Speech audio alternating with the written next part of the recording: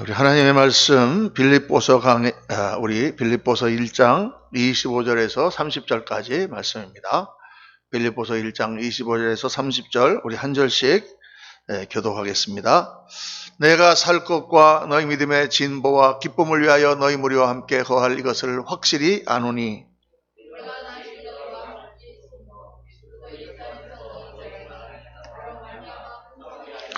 오직 너희는 그리스도의 복음에 합당하게 생활하라. 이는 내가 너희에게 가보나 떠나 있으나 너희가 한 마음으로 서서 한 뜻으로 복음의 신앙을 위하여 협력하는 것과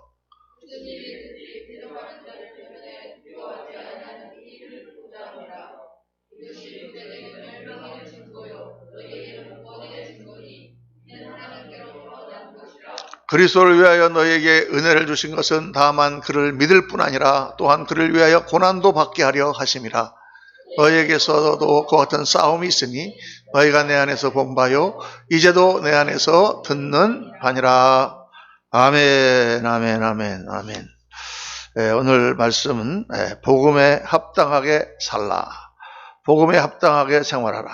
우리 예수님을 믿으면 예수님을 믿는 가치 또 그 영광을 생각하면서 그 예수님의 그 십자가의 그 은혜에 합당한 삶을 살아야 된다. 그 말씀이 오늘 본문 말씀의 전체 내용입니다. 오늘 빌립보서 강의 세 번째 시간인데, 지난주에 우리는 여러분 기억하실지 모르겠습니다만은 사도 바울의 그 복음을 향한 열정과 진정한 사명자의 모습을 우리가 보았습니다. 복음을 증거하다가 사도 바울은 감옥에 갇혀 있습니다. 춥고 배고프고 더러운 감옥에서 껄핏하면 매를 맞고 고문을 당하고 착고를 채워서 수사슬에 매여 있는 그런 고통 가운데 사도 바울은 있습니다. 그러나 그런 고통 가운데서도 사도 바울은 그 모든 고난이 복음을 증거하는 일에는 오히려 유익하기 때문에 기뻐하고 또 기뻐한다, 이렇게 고백하죠. 사도 바울이 감옥에 갇혀 있기 때문에 그 감옥 안에 있는 사람들에게, 간수들에게 복음을 전도할 수가 있었다. 또 사도 바울이 갇혀 있기 때문에 바깥에 있는 성도들이 더 힘을 내서 사도 바울이 고생당하는데 우리도 가만히 있을 수 없다고 복음을 전하는 그 일들이 일어났기 때문에 자기는 기뻐한다. 또 나아가선 사도 바울을 반대하던 사람이 사도 바울의 옥에 갇혀 있는 틈을 타서 교세를 늘리기 위해서 또 전도하니까 나는 이게 너무 기쁘다. 반대하는 사람이 그렇게 하는 것까지도 사도 바울은 복음이 증거된다면 내가 감옥에 있는 것이 오히려 더 나을 수도 있다. 이 사도 바울의 열정, 그게 우리 지난주에 묵상한 말씀의 내용이었습니다. 사도 바울은 이미 복음을 향한 그의 사명을 생각할 때 자기의 삶과 죽음을 이미 초월하고 있습니다. 내게 사는 것이 그리스도니 죽는 것도 유익하다. 사는 목적이 그리스도와 그 안에 있는 영생이기 때문에 오히려 죽으면 빨리 천국 갔기 때문에 더 좋은 일이다, 그런 뜻입니다. 그러나 오늘 나를 하나님께서 살려주신 것은 교회를 위하여 내가 필요하기 때문에 또 복음에 대한 사명을 더 감당할 것이기 때문에 목적이 분명하기 때문에 내가 오늘 사는 것이다, 이런 내용의 말씀이 지난 주 말씀이었고 계속 오늘 말씀에 이 말씀이 연결됩니다. 오늘 말씀 보면 오늘 첫머리에 이렇게 말씀하고 있죠. 내가 살 것과 너희 믿음의 진보와 기쁨을 위하여 너희 무리와 함께 거할 이것을 확실히 아노니. 나는 분명히 산다. 왜? 너희 믿음을 진보하게 하기 위해서, 너희를 더 기쁘게 하기 위해서, 하나님의 교회를 세우는 그러한 일을 하기 위해서 너희 무리와 함께 거할 이것을 확실히 안다. 나는 여러분과 함께 있을 것입니다. 여러분들이 그런데 정말 자랑스러운 그리스도인 되기 원합니다. 그리스도 안에서 너의 자랑이 나로 말미암아 풍성하게 하려 함이니.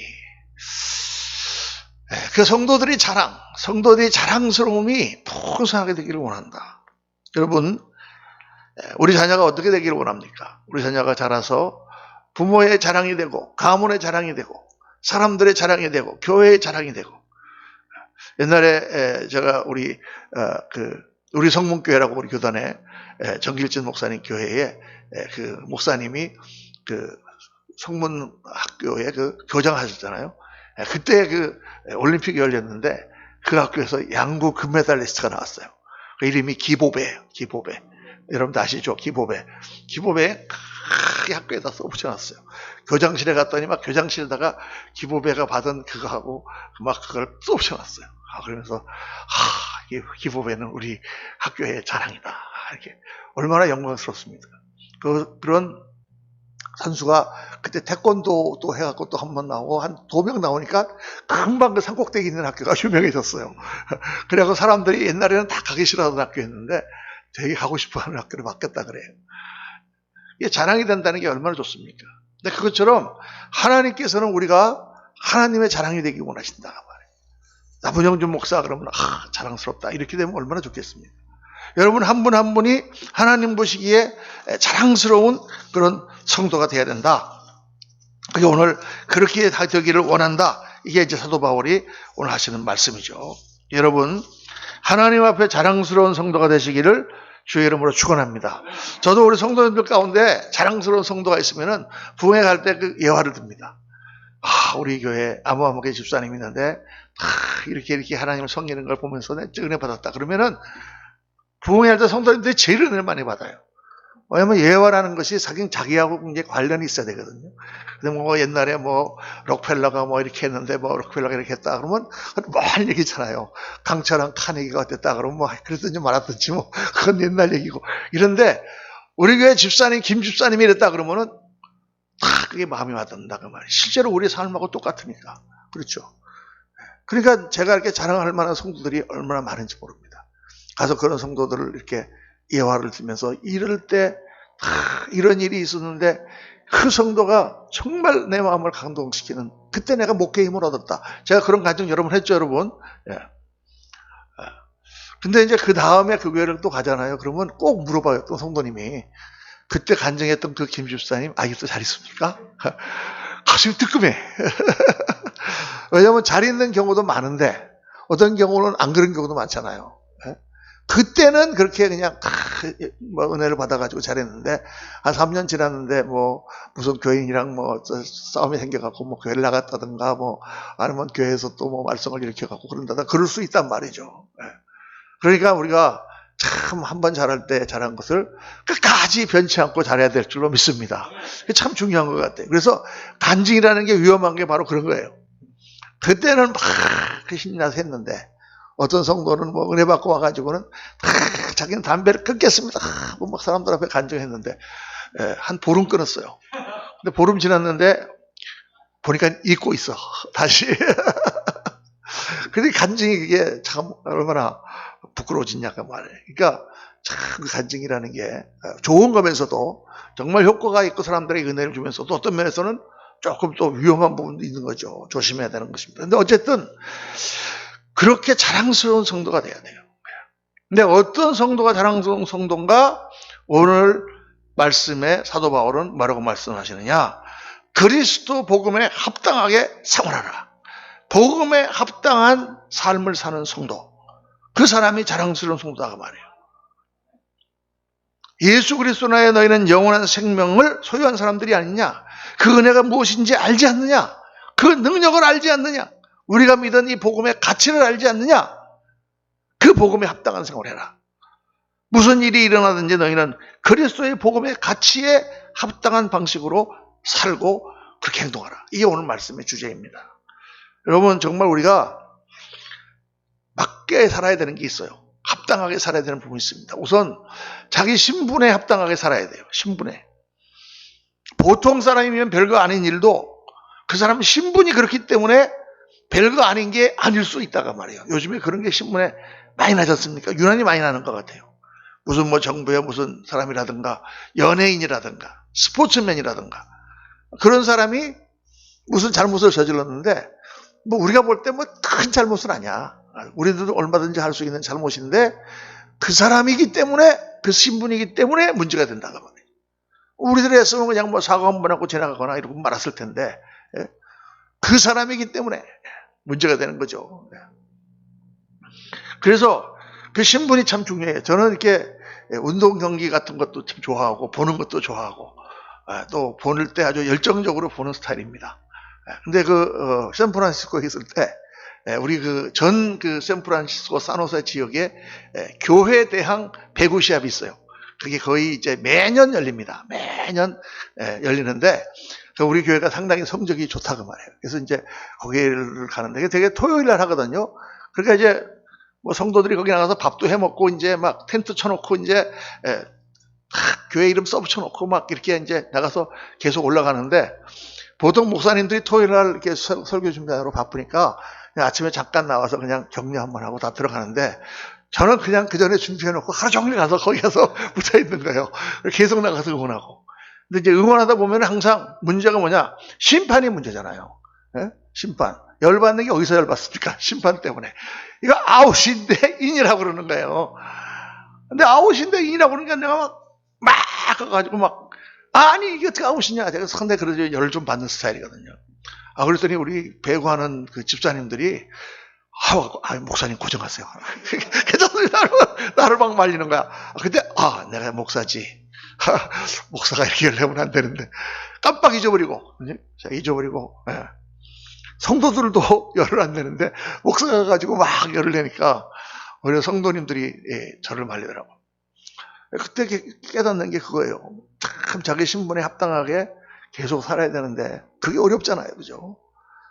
내가 어떤 위치에 있는가 그걸 생각하면서 세상에 나가서도 사람들 보기에도 그런 삶을 쭉 살아야 된다. 신분에 맞게 사는 게 또 소유에 맞게 합당하게 살아야 돼요. 내가 정말 가난하고 어렵다 그러면은 막 돈을 함부로 펑펑 쓰고 낭비하면 안 되죠. 자기가 가진 소유에 합당하게 살아야죠.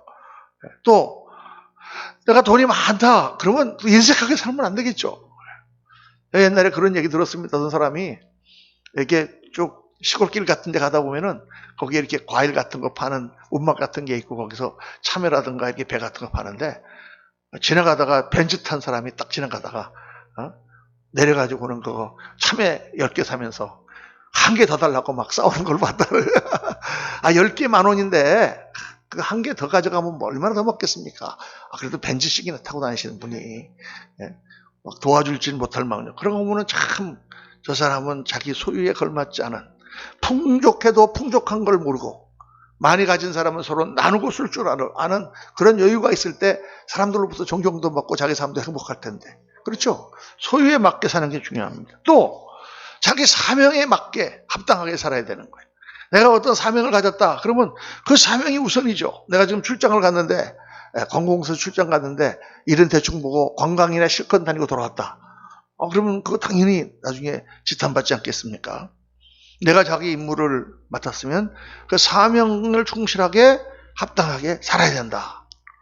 이런 것처럼 바로 예수님을 믿는 것도 마찬가지다 말이에요. 예수님을 믿는 사람은 어떤 신분이 되었습니까? 예수님을 믿는 순간 모든 죄를 용서받고 하나님의 자녀가 되었습니다. 하늘나라의 공주와 왕자가 되었다고 성경은 말씀하고 있죠. 우리는 그리스도 안에서 새로운 피조물이 되었습니다. 거룩한 제사장이 되었다고 말씀합니다. 하나님 나라의 백성이요. 그러니까 그 신분에 맞는 삶을 살아야 된다고 말이에요. 그 신분에 맞지 않게 하찮은 것 갖고 싸우고 별것도 아닌 것 가지고 막 그것 때문에 열내고 그러면 안 된다고 말이죠. 저 옛날에 그런 부흥회 때 한번 간증 드렸잖아요. 참 학교에서 졸업할 때 저기 사찰들을 답사하면서 한국 고전건축 연구한다고 가다가 부산에서 거기에 터미널 앞에서 구두 닦아주는 애가 구두 한 번 닦았다고 그것 때문에 그냥 패싸움이 붙어가지고 창피당했다는 제가 간증 한번 드렸잖아요. 그죠? 정말 창피한 거예요, 여러분. 그까짓 거 뭐 구두 몇십 원 되는 거 가지고 안 들은 분도 계시나 봐. 제가 부흥회에서 간증을 했습니다. 참 그때 얼마나 부끄러운지 그 형사가 그냥 그 구두 닦기 애들을 야단치고 막 그러고는 내보내고 나서 우리한테 참 죄송하다고 정말 죄송합니다. 이게 서울서 이렇게 참 고매하신 분들이 오셨는데 저희가 여기를 잘 다스리지 못해 막 그렇게 한 다음 하는 소리가 그래도 앞으로 나라의 지도자가 되실 분들이고 서울에서 최고의 학교를 다니시면서 어떻게 몇십 원 가지고 그 구두 닦기라고 싸웁니까? 얼마나 창피한지 그때 지금도 잊혀지지가 않아요. 그렇죠? 예수님을 믿고 그리스도 안에서 사는 사람은 하늘나라 영광을 받은 사람들입니다. 그러니까 세상에 작은 것 갖고 그렇게 싸우고 그러지 마세요. 괜찮습니다, 여러분. 조금 덜 받으면 어떻고 조금 더 내면 어때? 그게 그렇게 크게 우리 삶에 지장이 있는 게 아니에요. 그래도 하나님께서 다 알아서 채워주시고 넉넉하게 이끌어 주실 줄로 믿습니다. 예수 믿는 사람의 자세가 그럴 때 그것 때문에 사회에 영향을 주고 사람들이 변화되는 거예요. 또 예수 믿는 사람들은 자기가 무슨 소유를 가졌는지 알아야 된다. 어떤 소유입니까? 영원한 생명과 천국의 기업을 우리는 소유하고 있는 사람들이잖아요. 하나님 나라의 능력을 소유하고 있는 사람들이잖아요.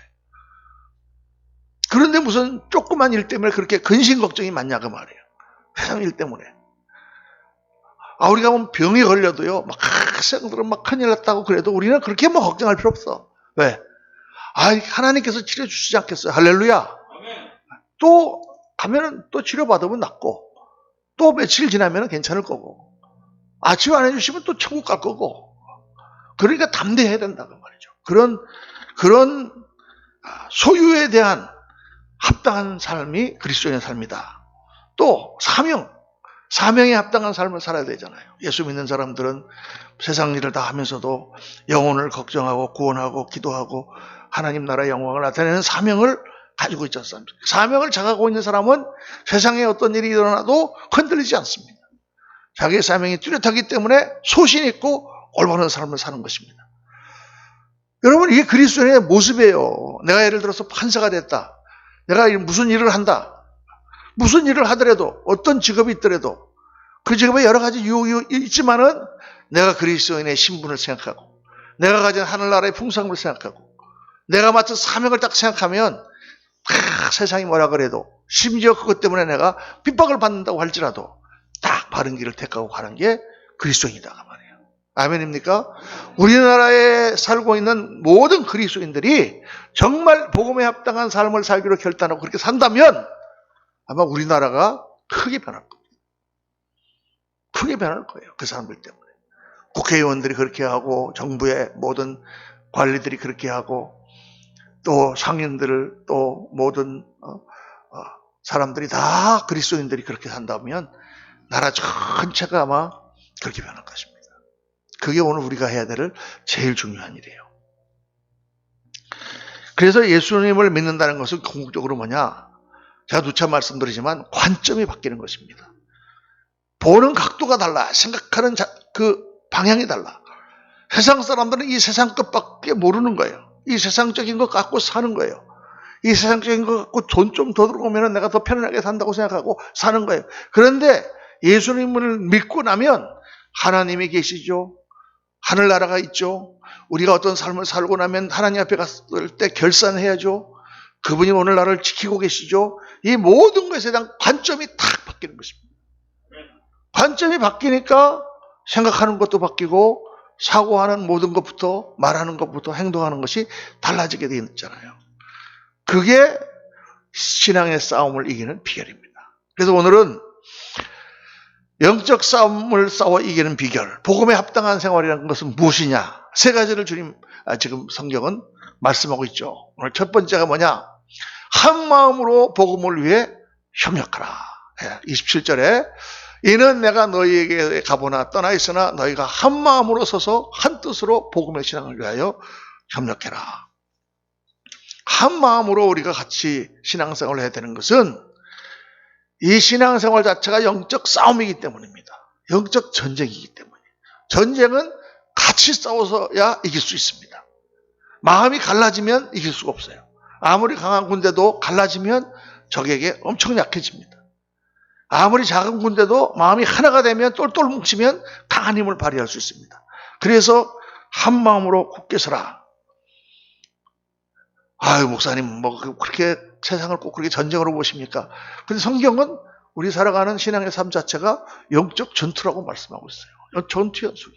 나 자신의 옛사람과 나 성령의 소욕이 서로 싸우고 있습니다. 또 세상에 나가서 복음을 전할 때 방해하는 세력들이 있습니다. 마귀 역사가 있습니다. 그래서 싸워야 되는데 어떻게 싸워야 되느냐? 같이 싸워야 된다는 거예요. 성경은 이 같이라는 것을 굉장히 중요하게 생각하죠. 말씀하죠. 같이 해야 된다. 왜? 천국 자체가 공동체이기 때문이다. 혼자 하는 게 아니다 그 말이에요. 같이 해야 됩니다. 혼자서 전도하는 것보다 같이 전도하는 것을 하나님께서 더 기뻐하시고 그렇게 예수님도 둘씩 보내서 전도하게 하셨어요. 혼자서 하는 때는 혼자 하나로 열을 당하고 둘로 천을 당한다고 말씀하셨어요. 그거를 요즘 말로 시너지 효과라 그러죠. 근데 신앙생활은 정말 시너지 효과가 대단합니다. 내가 믿는 은혜가 충만하고 저 사람이 은혜가 충만하면 거기서 딱 폭발적인 은혜 역사가 나타난단 말이에요. 그러니까 교회 생활을 할 때 여러분 친구가 중요해요. 영적 동지가 중요해요. 같이 마음을 나누고 같이 생각을 나누면서 같이 믿음을 나누는 그런 사람들이 중요해요. 그렇게 우리가 한 마음이 돼서 우리가 뭉치는 게 중요해요. 이 교회에서 우리가 같이 신앙생활을 할 때 정말 세상적으로 볼 때는 맞지 않는 그런 부분들이 많이 있지만은 우리가 다 마음이 합해지면 하나님의 놀라운 역사를 체험하며 이를 다 이룰 수 있다고 말이에요. 근데 마음이 갈라지면 안 되는 거예요. 특히 우리의 싸움은 혈과 육에 속한 것이 아니고 하늘에 있는 악한 영에 대한 거죠. 세상 싸움과 다릅니다. 교회에서 영적 싸움, 영적 전쟁할 때 이 전쟁은 무슨 전쟁이냐? 사랑의 전쟁이단 말이에요. 우리의 무기는 사랑이에요. 따지는 게 아니에요. 법으로 이기는 게 아니에요. 칼로, 무장으로 이기는 게 아니에요, 여러분. 그렇게 이기려고 하면 왜 예수님이 십자가를 지셨겠습니까? 예수님이 싸워 이기는 방법은 베드로처럼 칼을 들어서 종의 귀를 쳐내리는 게 아니라 칼로 흥하는 자는 칼로 망한다 말씀하시고 십자가를 지시는 거예요. 그래 이게 보통 어렵습니까? 교회가 십자가를 지고 나간다는 게 보통 어렵냐고 말이에요. 그러면 십자가를 지고 나가야 됩니다. 그러면 당연히 옆에서 얘기가 나오겠죠. 아니 그렇다고 뭐 어떻게 우리가 손해만 보고 살 수 있습니까? 교회라고 해서 맨날 우리가 뭐 그렇게 다른 사람들한테 그렇게 말할 수 있습니까? 이렇게 생각하는 게 당연하지. 그래서 영적으로 업그레이드가 되고 영적으로 하나가 되어야만 세상 사람들이 생각할 수 없는 일을 우리가 감당할 수 있다는 거예요. 교회에서 하는 일들은 세상 사람들이 생각할 수 없는 일들이라 되는 것입니다. 하나님이 역사하시니까. 그런데 그 하나님이 역사하시려면 믿음이 합해져야 되는 거예요. 정말 구약에 나오는 영적 싸움들을 쭉 보세요. 여리고성을 무너뜨리는 모습을 보세요. 여러분. 좀 말이 되는 얘기입니까? 홍해 앞으로 이끌고 가는 모세를 보세요. 말이 되는 얘기입니까 그게? 적군이 쳐들어오는데 왜 도망갈 길로 가야지. 아니 바다 앞으로 가서 어쩌자는 얘기야 도대체. 다 죽자는 얘기예요. 그러니까 아우성을 치는 거예요 백성들이요. 여리고성을 무너뜨리는데 지금 나가서 그 강한 성을 지금 군사력을 더 키워가지고 무기를 개발해서 돌멩이를 날려갖고 지금 성을 깨트려야 되는 상황인데 아니 그걸 안 하고 지금 뭐 성가대를 앞세워갖고 뺑뺑 돌면서 찬양을 해? 있을 수 있는 일이냐 그 말이에요. 기드온이 싸우는 모습을 보십시오. 42,000이나 되는 병력이 있는데 13만 5천이 쳐들어오는데 3만 2천 갖고 싸워 이길 수 있어요? 절대 이길 수가 없는 거예요. 그런데 하나님의 명령을 딱 받고 기드온이 집에 무슨 일이 있고 좀 싸우기 주저한 사람 나 가라 그러니까 2만 2천 명이 가버리고 10,000명 남잖아요. 10,000명 갖고 지금 13만 5천하고 싸워야 되는데 근데 하나님 뭐라 그러십니까? 숫자가 너무 많다. 그래서 뜀을 뛰게 하잖아요. 뜀을 뛰고 그들이 다 허덕허덕할 때 물이 나타나는 거예요. 그러니까 그냥 다 첨벙첨벙 뛰어들어가 갖고 물을 막 퍼먹는데 그중에 몇몇 병사들은 딱 그렇게 목이 말르고 막 그런데도 사방을 둘러보며 적군이 쳐들어오지 않는가 하고 무릎을 꿇고 사방을 보면서 손으로 물을 떠서 개처럼 핥아먹었다. 어떤 병사들이 훈련된 병사들이죠. 그 사람들을 뽑으니까 300명이야. 나머지는 다 기다리라고 하고 그 300명으로 13만 5천을 물리치는 역사가 나타나는 것입니다. 그게 성경에 기록된 것들이고 그게 오늘날 일어나는 일들이에요. 여러분. 그러니까 뭐가 중요하냐? 그 300명이 완전하게 기드온과 하나가 되어 똘똘 뭉치는 거죠. 도저히 이길 수 없는 일들을 이기는 승리의 역사가 나타나는 것입니다. 그래서 이 사랑의 이 영적 전쟁을 위해서는 정말 우리 믿음이 다 하나가 되고 업그레이드 해야 된다. 자, 둘째로는 오늘 말씀은 두려워하지 말라고 말씀합니다. 싸움을 싸워 이기기 위해서는 두려움을 떨쳐버려야 된다. 영적 복음에 합당한 삶은 어떤 삶이냐? 두려워하지 않는 삶이다. 여러분, 두려움이라는 것은요, 싸움을 시작하기도 전에 우리를 지게 만드는 거예요. 권투 선수가 딱 링에 올라갔는데 딱 싸우려고 상대를 보니까 아이고, 저건 도저히 이길 수가 없겠어. 너무 무서워. 그럼 싸워보지도 못하고 지는 거예요. 빨리 맞아서 KO 돼갖고 나오는 게 낫습니다. 가만 서 있으면 더 많이 맞으니까. 그렇죠? 아, 내가 저걸 싸워 이길 수 있다. 그래도 지금 이길 똥말똥한데. 그러니까 이 두려움이라고 하는 것은 믿음의 적이에요. 두려움 믿음의 적이에요. 그럼 여러분, 우리가 세상 살아갈 때 두려움이 안 일어납니까? 일어나죠. 일어나는데 어떻게 해야 돼요? 믿음을 일으켜서 두려움을 쫓아내야 돼요. 그게 우리가 성경 말씀을 듣고 해야 되는 일이에요. 믿음을 일으키는 거예요, 여러분. 오늘 이게 굉장히 중요한 말씀입니다. 믿음을 주시는 게 아니에요. 우리는 하나님 믿음을 주세요. 믿음을 주세요. 그런데 하나님 믿음을 주신 게 아니라 이미 믿음을 주셨어, 우리 안에. 근데 우리가 뭘 해야 돼? 그 믿음을 일으켜야 된단 말이에요. 그 쫓아내야 돼. 그래 승리하는 거예요.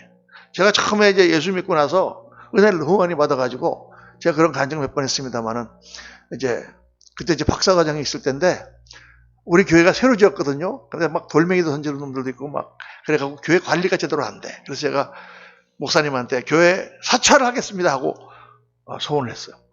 그렇게 부탁을 했더니 목사님이 막 대번에 하라고 그래가지고 거의 다 쓰러져가는 집에서 이제 사찰을 제가 했습니다. 2년 동안.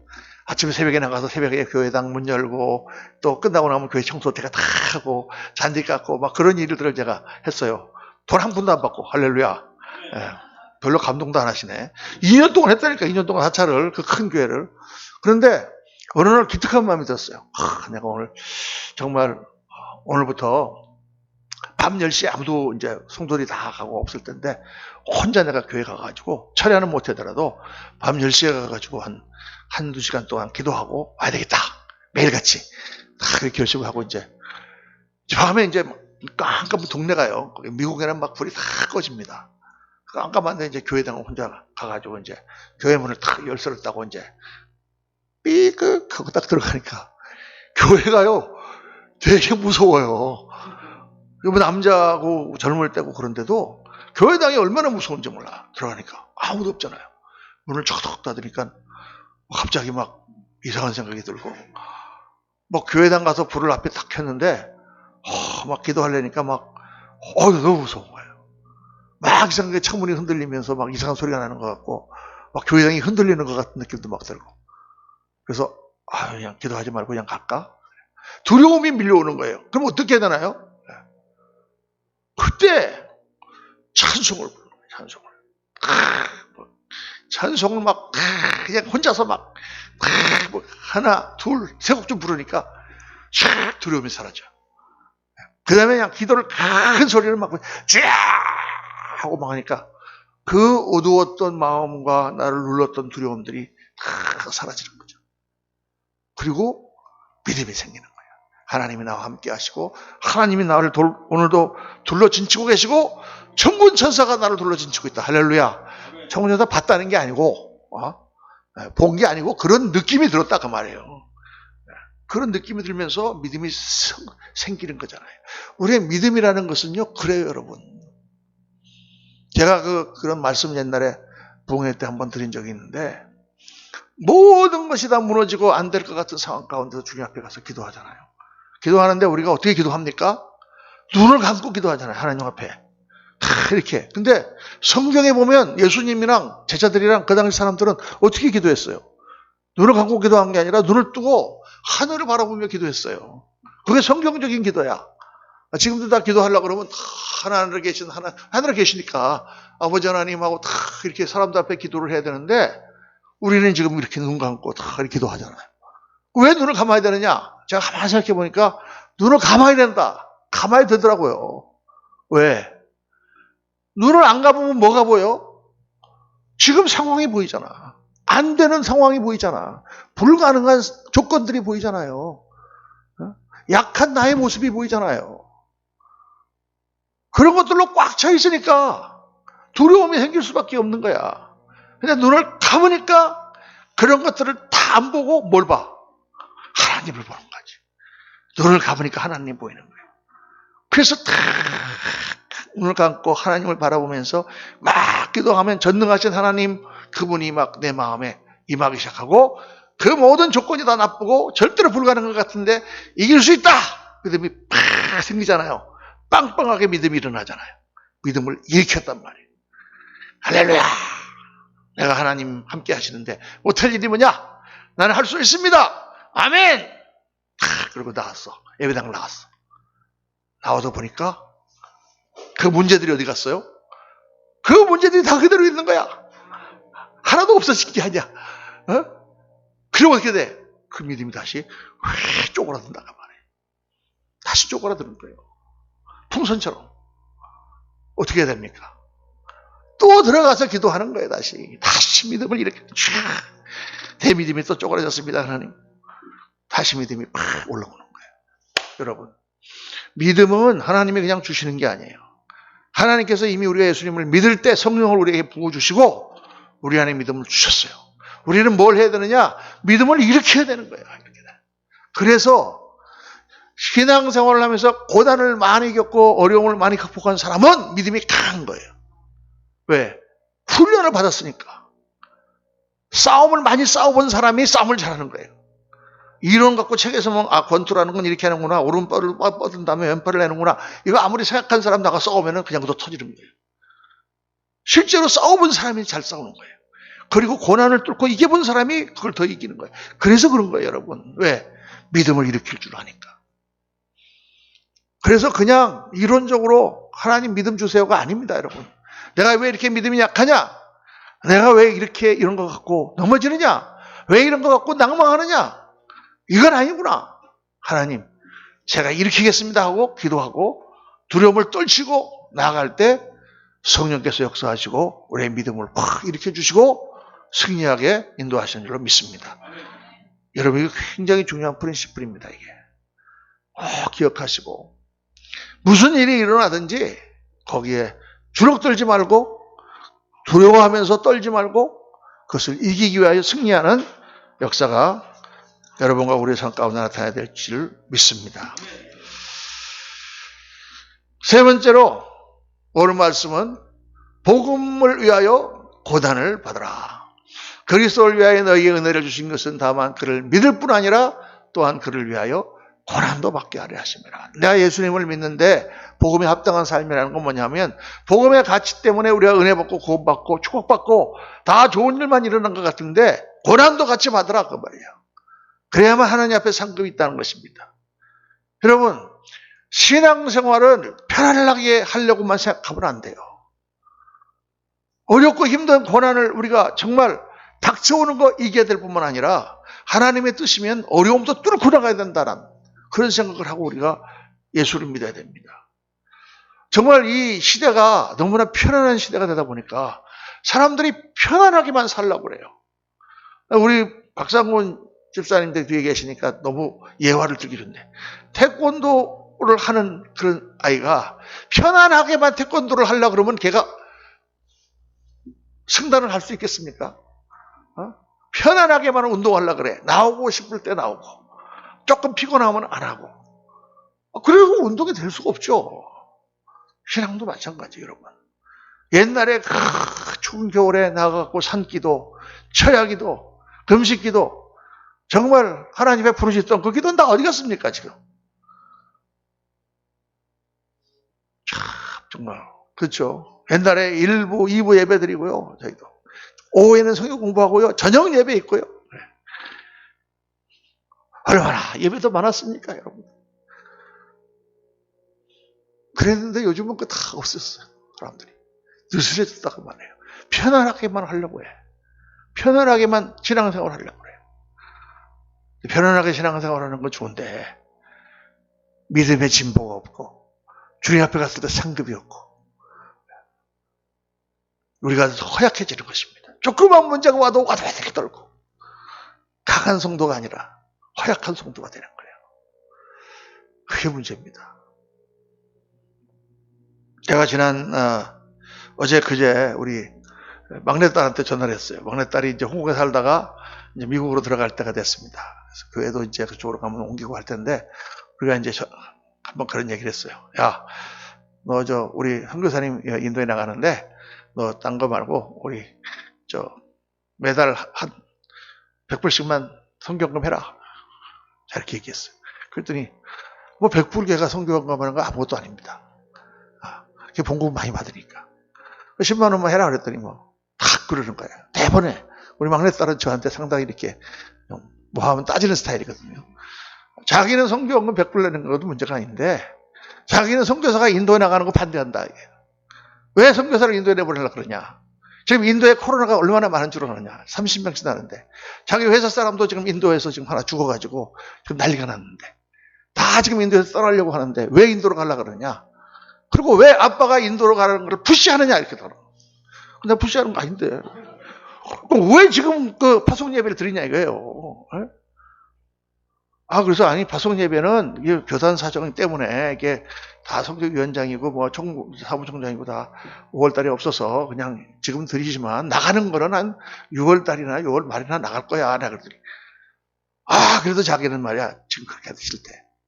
그래서 제가 딱 무슨 생각했는 줄 아십니까? 그게 알았다 내가 그렇게 얘기를 하면서 무슨 생각했냐면 우리 딸들이 믿음이 좋거든요. 정말 믿음 좋습니다. 뭐 교회 나가서 봉사하고 충성하고 뭐 헌금하고 다 믿음이 좋은데 얘들이 믿음은 좋은데 예수님을 사랑하지는 않는구나. 사랑은 좀 부족하구나. 사랑한다는 것과 믿는다는 게 달라요. 여러분. 예를 들어서 집에 불이 났어. 집주인이 막 와보니까 막 불이 막 타고 있어. 타고 있는데 이 사람이 막 뛰어들어가는 거야. 왜 뛰어들어가 그랬더니 아니 내가 지금 안방에다가 거기다가 지금 1억 원을 숨겨놨는데 그 돈을 안 갖고 나오면 1억 원이 날아간다. 그리고 막 불 가운데 뛰어들어가려고 그래. 소방관들이 붙잡고 말해. 이 사람이 미쳤나? 당신 돈 1억 있을 수도 없을 수도 있고 그렇지. 1억 때문에 목숨을 버려? 뭐 이해도 되지만은 사실 좀 그렇잖아요. 1억 때문에. 그런데 만약 지금 그 집안에 딸이 자고 있다. 그럼 어떡할 거예요? 딸이 자고 있다. 그게 안 뛰어들어가겠냐 그 말이에요, 여러분. 그게 뭐가 다른 거냐? 사랑이 다른 것입니다. 사랑이 다른 거예요. 사랑하기 때문에 고난을 받는 거예요. 주님을 사랑하기 때문에 고난의 길로 가는 거예요. 우리 선교라는 것 자체를 너무 사람들이 편안하게 생각하는 거예요. 여러분, 우리 CNMA 크리스천 앤 미셔너리 얼라이언스는 선교 교단입니다. 140년 동안 선교만 한 교단이에요. 그런데 제일 처음에 선교사를 얼마나 파송했느냐? 4명을 보냈습니다. 1884년도에 4명을 보냈는데 콩고로 보냈습니다. 그 당시 그 서아프리카는 백인들의 무덤이라고 불렸어요. 왜? 말라리아 때문에. 가면 죽는 거예요. 그래서 4명을 파송했는데 가자마자 6개월 만에 2명이 죽었습니다. 그리고 1년이 지나서 또 1명이 죽었습니다. 그리고 3년 텀을 마치고 한 사람 돌아왔는데 돌아와서 미국에서 죽었습니다. 4명이 다 죽었어요. 다 숨겼어요. 그랬는데 계속 콩고로 보냈습니다. 또 죽었는데 미친 거 아니야 이거? 사람이 계속 죽어가는데 1899년에 중국의 의화단 사건이라는 게 있었어요. 여러분. 의화단이라는 게 여러분 기억나십니까? 파륜궁이라 그래서 불과 한 10년 전에 막 이렇게 무술하고 막 이러는 사람들인데 중국 정부가 막 강하게 탄압을 했잖아요. 근데 좀 이상한 거예요. 아니 파륜궁이 뭐 이거 뭐야 이런 거 같은 사람들인데 그 사람들의 세력이 얼마나 클까? 근데 왜 중국 정부가 저렇게 심하게 탄압하나? 그거 왜 그러냐면 그 전에 역사에 1899년도에 반란이 일어났는데 의화단 사건이라는 반란이 일어난 거예요. 의화단이 뭐냐면 무림의 한 지파예요. 의화단이라는 지파예요. 그런데 그 당시에 아편 전쟁으로 인해서 중국이 외세에 엄청난 수탈을 당하고 그 서태후가 그 청나라 말기에 지배하면서 중국이 완전히 부패한 그런 상황 가운데서 백성들이 견디다 못하니까 난리를 일으켰는데 누가 난리를 일으켰느냐? 의화단이라는 우리나라 같으면 무슨 뭐 태권도 청도관 이런 데에서 주동이 돼가지고 난리를 일으켰는데 주 타겟이 뭐냐면 서양인들이에요. 1899년도부터 1900년까지 그거를 의화단 사건을 영어로 박서스 라이엇이라고 그래요. 박서. 왜냐? 그 무림의 그 사람들이 일으켰기 때문에. 그래서 서양인들을 보면은 닥치는 대로 죽이는 거예요. 남녀노소 할 것 없이, 어린아이고 할 것 없이. 그때 우리 CNMA에서 37명이 순교했습니다.